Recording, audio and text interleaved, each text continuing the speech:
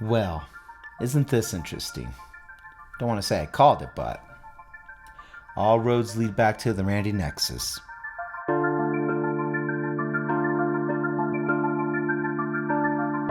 So it finally happened.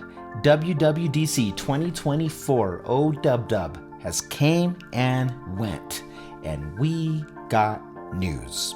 I'm not going to go over all the OSs and what those updates are. No, we're going to go straight to it. We're going to address the big, real part of the event, which they saved for the last half of the show. Oh, Apple Intelligence, their twist on AI. I did a video talking about this very scenario, and wouldn't you know it, it's almost like I had a vision or some inside knowledge or something. No. If you actually see the breadcrumbs being laid out, it was kind of easy, at least for me, and I don't think I'm the only one who feels this way, but you can see what was connecting leading up to this. So we're not calling it Siri AI, we're calling it Apple Intelligence. Okay, fair. But lo and behold, this AI does have a face, and it is Siri. Siri is the product, the face, the voice, the however you choose to engage with it is going to be the liaison between us and this whole new way of getting information.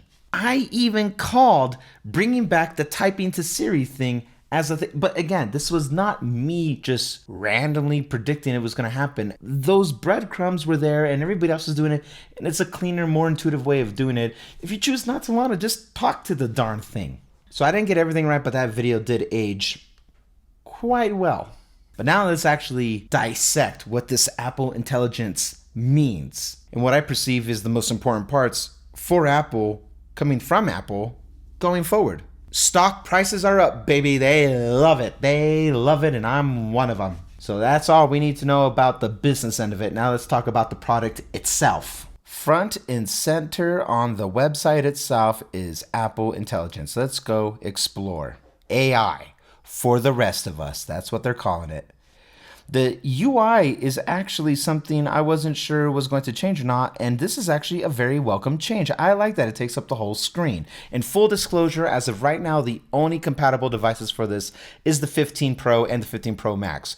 So if you ever felt like there was never a reason to get a Pro, this might be it. But it may also be the case that iPhone 16, the whole series of iPhone 16 and SE4 and everything going forward is going to have this capability, but we shall see. Ooh, I haven't done this website. We're doing this together. This is interesting. Built into your iPhone, iPad, and Mac to help you write, express yourself, and get things done effortlessly.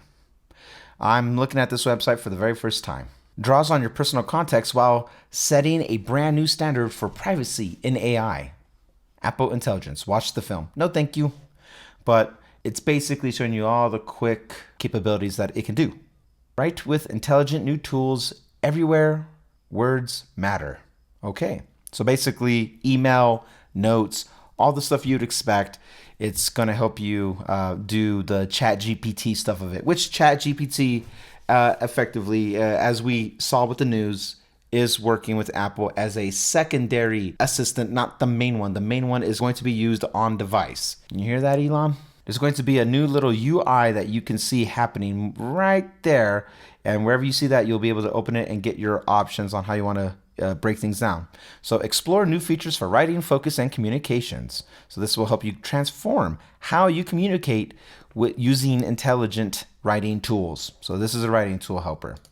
And then this will prioritize notifications. This will appear at the top of the stack, letting you know what to pay attention to at a glance. And notifications are summarized so you can scan them better, which is kind of cool. But also, all right.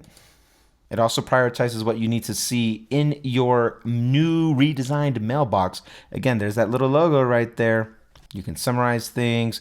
You can record voice on phone calls now, which is a thing, which people will be notified if they're being recorded. Reduce interruptions, okay, which is, I find interesting just looking at this. Oh, and use smart replies. Oh, okay.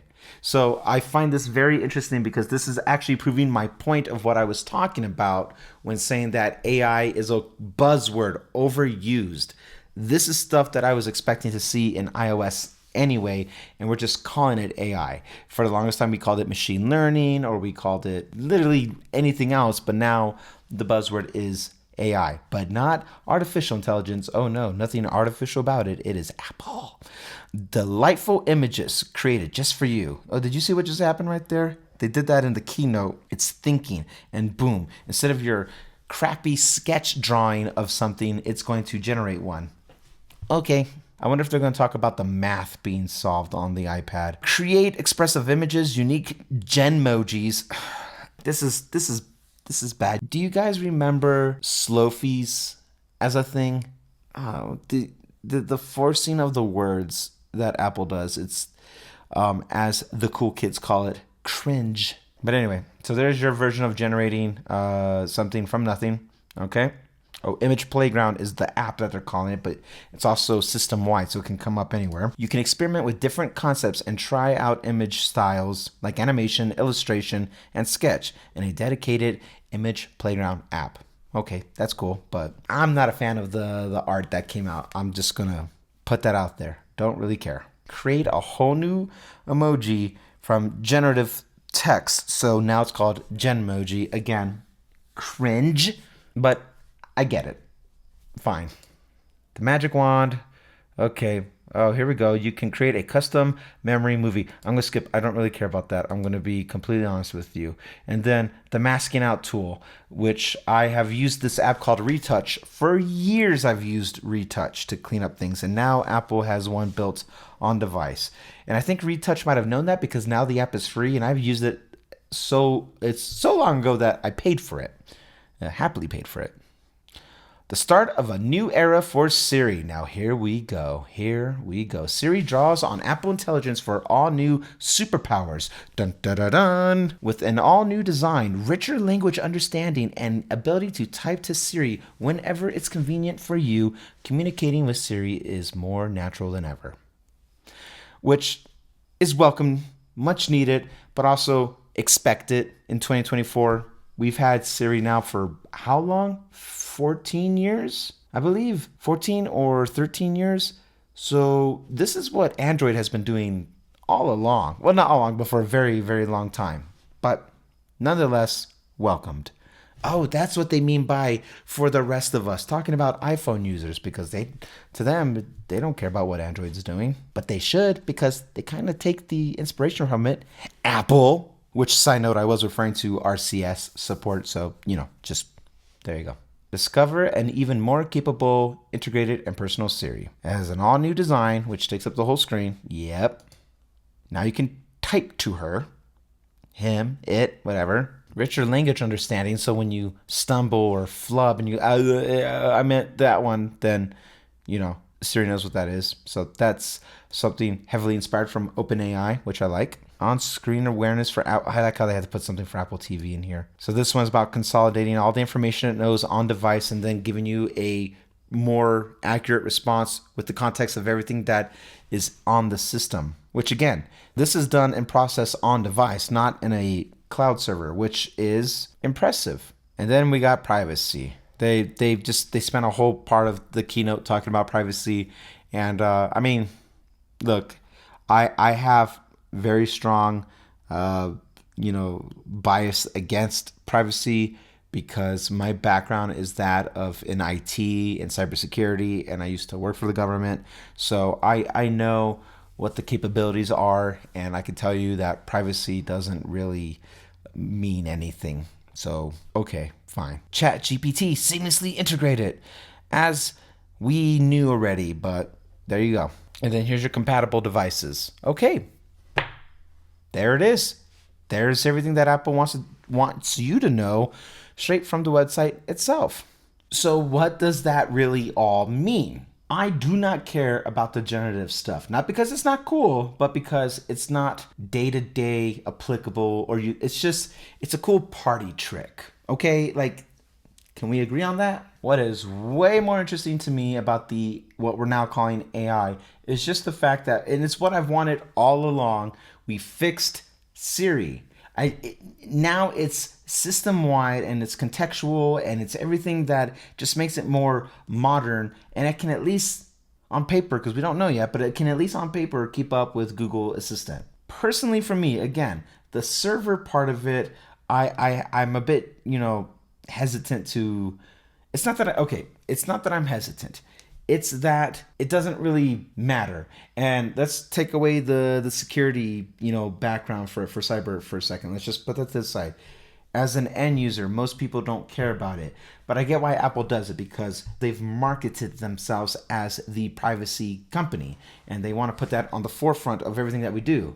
But then we also know about the finding out of people listening to Siri suggestions, communicating with Siri, and you had somebody somewhere off in Apple listening to us talking to Siri. So how private is it then? And also at the end of the day, if a government entity, agency, or a bad actor wants to get into your device bad enough, they're going to find a way. That's the whole point of it. It's always a chess game. We're always playing chess about being one step ahead, but it's an always moving target. So the privacy part, it's so far out of our hands. Like, I don't care, but I get it. And I welcome it. Just, if anything, it's good optics. Okay, fine. The most important part that I like about it is streamlining everything that you would do with your device anyway. And this is just Gen 1 of the AI integration. I feel personally that we've seen the foundation laid for years. We just weren't calling it AI, like subject lift. That is AI. Predictive text that we got all the way back in iOS 8, 9. Whenever that came, there is a spider on my roof, and now I gotta bring this whole place down. Being able to photo match people and consolidate that into the Photos app and be like, oh, here's all the photos of me or my wife or my kid. We can all say that's AI, and I don't care what we call it. I just cared that we fixed the communication element of trying to search something through the system or through the internet. And I've always liked the idea of streamlining everything funneling it through Siri or whatever we wanted to call that. Let that be the new search engine. Because through my perspective, just how I see how OpenAI markets their Chat GPT-4 and whatever will be going forward, is that they're going after and trying to replace a Google search. Have a dedicated location, a truly virtual assistant, and you just communicate with that instead of a .com or an app. It's this thing, and it's supposed to be customized and tailored to you. And there's no better way of doing that than having a local one done from Apple if you're using an iPhone. Which is why Google was pushing so hard for that with their Pixels, and why I think Rabbit R1 and AI Pen were always doomed to fail to begin with. There's nothing more contextualized and tailored to you than your phone. That's why nothing's going to replace the phone. No Vision Pro, no Apple Watch, no nothing. The phone is everybody has a phone number. Everybody has a phone. And so now imagine having the thing that you put your whole life on, from banking to photos and memories to socials and communications to entertainment. It's all tailored there. And now imagine having that curated not through the individual apps, but on the system itself to you. That's what I like. And now that this Gen 1 version of Apple's AI is out there, I'm not going to keep calling it Apple Intelligence. We're not. But now that the AI is out there, it's only going to get better. There's going to be no need to use any of these other AI hardwares, because your phone is that and so much more. It's your camera, it's your texting, and it's your phone. It's your phone. I feel, this is just not my opinion, that this whole AI hype is but that. A hype.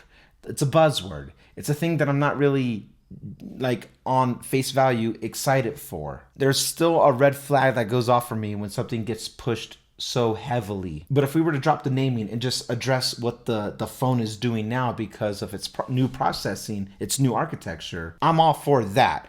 Not for the generative stuff, not for the reminder, just strictly fixing the way we engage with the phone. We search everything through the phone. Will I need a reason to open up Safari or whatever web browser I'm going to be using? Like, do I need that, or can I just go through Siri and do the exact same thing anyway? And just being able to use Siri in a more direct manner, to me, I see this replacing the Spotlight search, which I use all the time. I see this replacing Safari, which I use all the time. I don't see this replacing my content creation. That generative stuff, we still have a long way to go.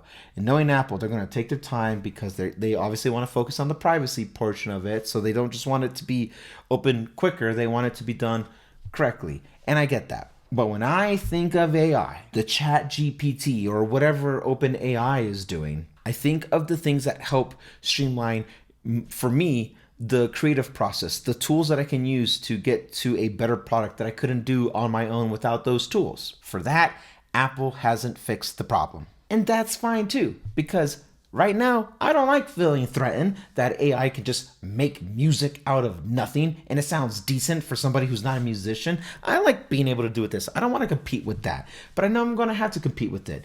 And one thing that I always feel to be true is that when we lean heavy onto something, if it's being forced to us, there's always a counterbalance to it where something more organic and natural will take its place and come back to it. So for me, I was talking about music. I don't think I'm ever going to stop doing music. It's not in me to stop. And I've always addressed AI as missing one fundamental piece that can compete with a human, and that's the soul. Whatever us creators do, it comes from, we can manifest something out of nothing and contextualize it. Just like this video. I do it with my music, I do it with my content, I do it with literally anything, and AI is going to get really, really good. But it will always be imitation meat, not the real thing. So those are my thoughts on the generative part. I don't really care, at least not in 2024. I'm not interested. Because I'm not interested, and because this is only going to go to M-device hardware outside of the iPhone 15 Pros, I'm not upgrading my iPad. I am not running any of the betas, and I'm just going to sit back and watch and observe for the rest of the year. This is not something I'm eager. Even if I was running the betas, you don't get any of the AI stuff right now anyway, and that's okay. That's fine. I find it very interesting that if this new AI architecture is only going to run on M chips, why is it not coming to the Vision Pro?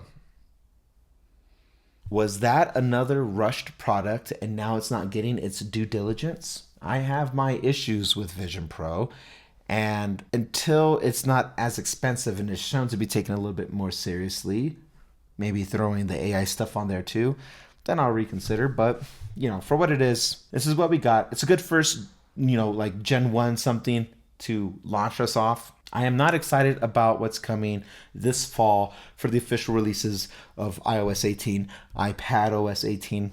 I will do a video talking about iPad at another time. What's happening now that we see the blueprint of everything, I am actually now more excited about what's going to come in the next 2 to 5 years. If anything, I'm looking forward towards that trajectory where this all goes. Because the stuff now, rudimentary at best. There's cooler dedicated apps and just providers out there that can do more with the AI stuff, and that's fine for what it is. But once Apple ramps this up, man, this foundation is incredible to me. But it's cool because of what the potential could be, not what it is right now.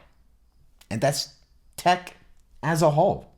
But that's a story for another day. So I will leave it here for now, and you guys let me know, what do you think about all this new information that came out from DubDub? Specifically, I'm just talking about the AI stuff. I don't really care about going over the individual OSs at this point. All things left to the side from that, though, I think it was still my favorite DubDub, just maybe for the cold opening with them jumping out of the airplanes. I don't know. There was something about this that felt just more fun, exciting. It wasn't as serious as the other ones in the past, but it just felt more fun. But those are my thoughts. What are yours? We will be going over about the future products to accompany this new architecture, which I look forward to doing. So get subscribed if you want to see that. And I have a lot to say about the iPad now. So that will be most likely the next video, if not coming really soon. So until then, we will talk then. Take care. Goodbye.